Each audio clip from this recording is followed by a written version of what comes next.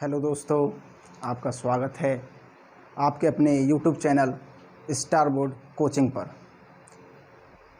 आज का टॉपिक है त्रिकोणमिति का परिचय।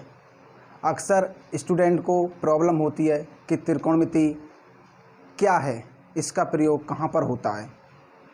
अक्सर उनकी समस्या होती है, वो अपनी समस्या को समझ नहीं पाते। आज त्रिकोणमिति का परिचय। अक्सर त्रिकोणमिति होती क्या है। त्रिकोणमिति त्रि मीन्स होता है तीन, कोण मीन्स होता है कोण, और मिति मीन्स होती है माप, यानी कि मापन। तीन कोणों की माप को त्रिकोणमिति कहते हैं। इंग्लिश में ट्री यानी ट्रायंगल्स और गॉन मीन्स कोण होता है, और मेट्रिक मिक्स माप, यानी तीन कोणों की माप को त्रिकोणमिति कहते हैं। अक्सर त्रिकोणमिति में सर्वप्रथम हम समकोण त्रिभुज का यूज़ करते हैं। समकोण त्रिभुज, समकोण त्रिभुज की पहचान कैसे करेंगे। समकोण त्रिभुज में एक कोण 90 अंश का होता है, 90 अंश के कोण को समकोण कहते हैं। समकोण त्रिभुज, समकोण त्रिभुज कुछ इस प्रकार का होता है। इसमें एक एंगल 90 अंश का होता है, जैसा कि आप इसको देख पा रहे होंगे, यानी कि ये 90 अंश का कोण है, और समकोण त्रिभुज में एक कोण 90 अंश का होता है। अब बात आती है कि ये जो भुजाएं हैं इनका क्या नाम दें। 90 अंश के सामने वाली जो भुजा है ये कंपलसरी है, ये नहीं बदलती है, इसको बोलते हैं कर्ण। इंग्लिश में बोलते हैं हाइपरपोटेंशियल्स। इसे ऐसे प्रदर्शित करते हैं। तो प्यारे दोस्तों, जैसा कि आप जानते हो, हमने ये भुजा का नाम दे दिया एंगल का ए, बी और सी। अब बात आती है कि इन भुजाओं को क्या नाम दें। जिस एंगल की बात आप कर रहे हो, जिस एंगल की नहीं जिस एंगल के कोण के सापेक्ष आप इन भुजाओं का नाम आप देंगे। बात करते हैं कोण ए की। कोण ए के जस्ट सामने वाली भुजा क्या होती है? लंब। इसे हम परपेंडिकुलर यानी पी से प्रदर्शित करते हैं। आप आधार को जानते हो कि आधार क्या है। यदि कर्ण और लंब आपने पहचान लिए तो आधार आप पहचान लोगे। अब बात आती है कि सी, दूसरा एंगल बनाते हैं।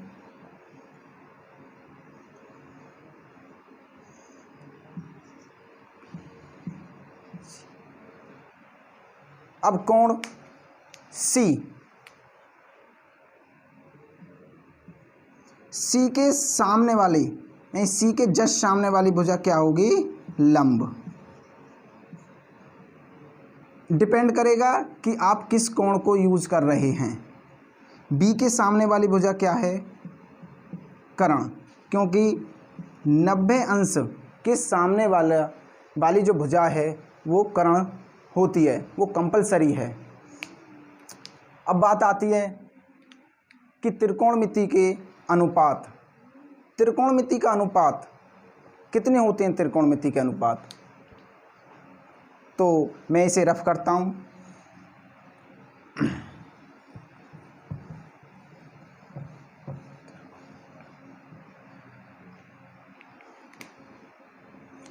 त्रिकोणमिति।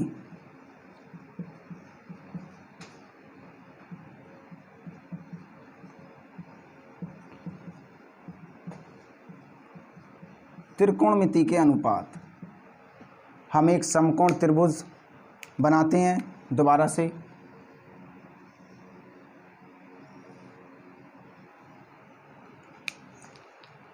हमने जो कोण हैं उनका नाम दे दिया ए, बी और सी।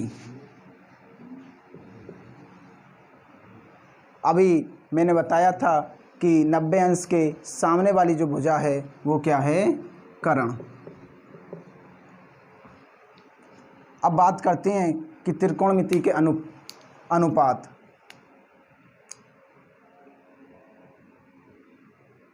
एंगल ए की बात करते हैं। एंगल ए के सामने वाली भुजा क्या है? लंब। ये क्या है? आधार। अनुपात क्या है? कि लंब अनुपात कर्ण।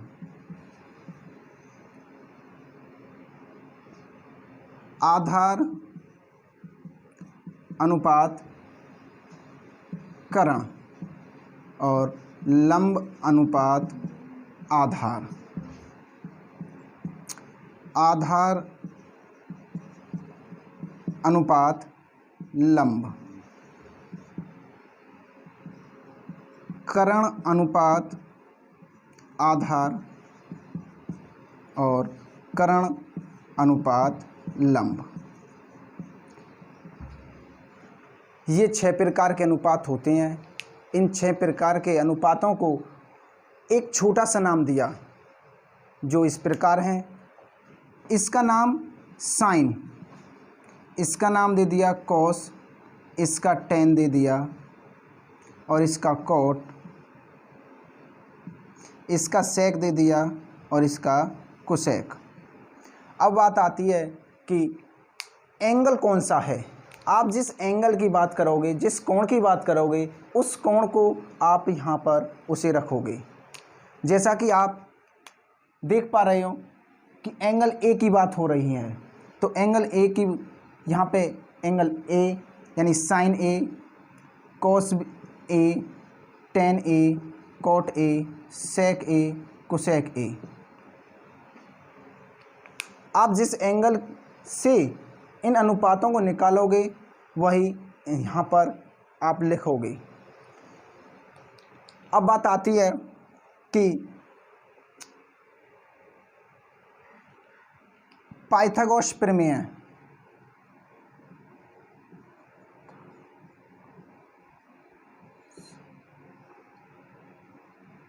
प्रमेय पाइथागोरस प्रमेय त्रिकोणमिति में अहम भूमिका निभाती है। मानो जैसे पाइथागोरस प्रमेय के बिना त्रिकोणमिति अधूरी है। पाइथागोरस प्रमेय क्या होती है, इसके क्या कार्य हैं, ये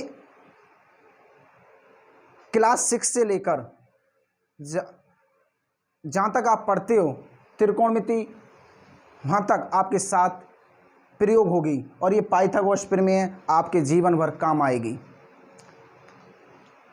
एक एक पॉइंट से, एक एक टॉपिक से आपको जीरो से लेकर चलते हैं। अब आगे चलते हैं कि पाइथागोरस प्रमेय का यूज़ कहाँ और कैसे होता है। मैं इसको रफ करता हूँ।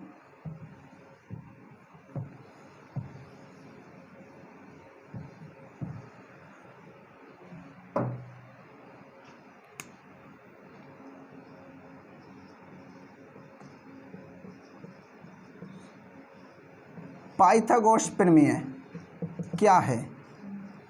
पाइथागोरस प्रमेय की क्या परिभाषा है? पाइथागोरस प्रमेय समकोण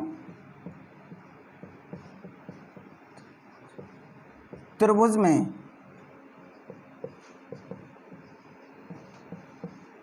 कर्ण पर बना वर्ग शेष दोनों भुजाओं के योग के बराबर होता है। यानी पाइथागोरस प्रमेय समकोण त्रिभुज में, किसी भी अदर त्रिभुज में नहीं, बस समकोण त्रिभुज में पाइथागोरस प्रमेय का प्रयोग होता है। समकोण त्रिभुज में कर्ण पर बना वर्ग शेष दोनों भुजाओं के योग के वर्ग के बराबर होता है।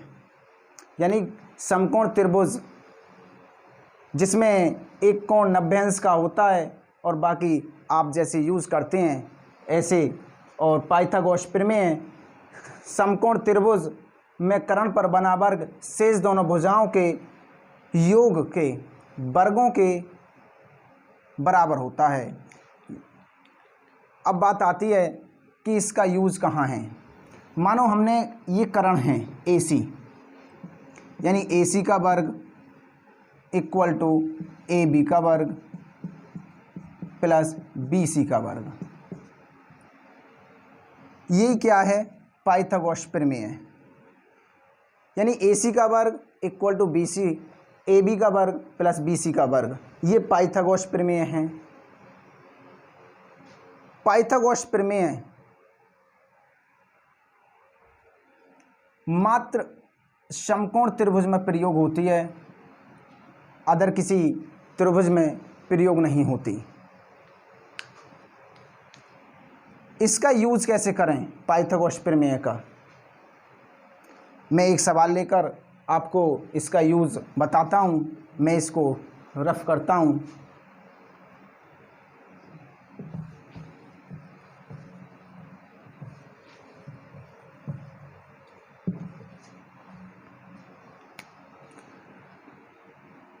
हमने ये समकोण त्रिभुज ले लिया, भुजा हमने इसकी जो एंगल हैं A, B और C,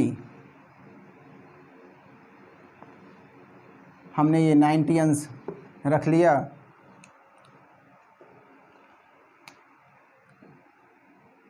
हमने 4 सेंटीमीटर AB ले लिया और BC 3 सेंटीमीटर ले लिया।